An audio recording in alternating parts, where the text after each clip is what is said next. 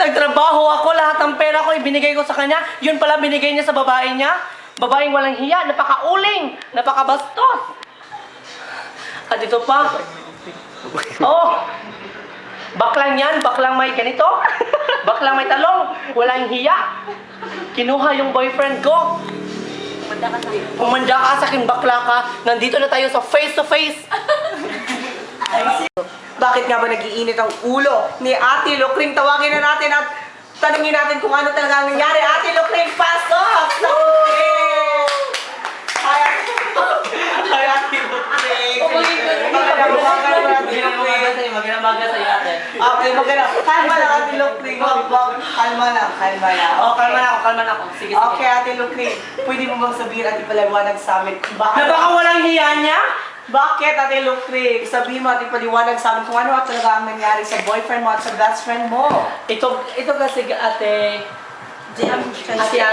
Chami. Itong boyfriend ko, 8 years na kami. 8 years. Sa 8 years namin, virgin pa ako. So, hindi ka talaga niya ginalaw o kahit man anong kiss, wala talaga? Ginalaw niya pero wala siya mapasok. Bakit naman? Kasi nga, hindi ko nga alam pero nitong latest lang. Lately lang. Ano kasi, lumipad ako patungong dito sa Malaysia. May business ako doon. So ako lahat, pinadala ko pera ko kasi daw wala siyang pera. Okay. Ito naman, itong best friend ko, sinabi niya lahat sa akin kung anong nangyari dito sa Pinas. Napaka-baboy. Bakit mo nasasabi mong baboy? Basta tangkal sila. So, tulong mo ka ba, friend? Ako ba siya? Itong friend kong to, na I thought she's my sister. Akala ko siya yung kapatid ko. Tapos Yun pala, kapatid sa kama. Oh, Napakawalang hiya niya. Ha?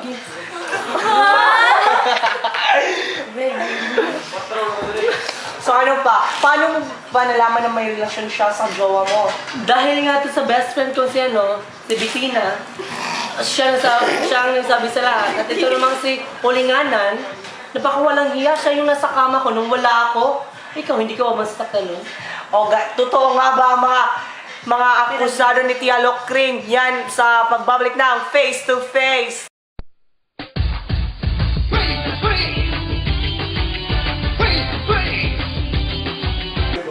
Ano, reklamo niya? Wala kami relasyon ng jowa na niya. Humanda ka sa akin, pinagbibintangan mo ko. Hayop kang pangit mo!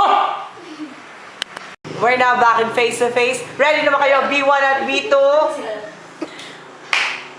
Ready na. Kaya tawagin natin ang inireklamo ni Tia Lucring, si Cha Marites! Uling ko dito. Walang hiya. Face to face! Face to face! Marites!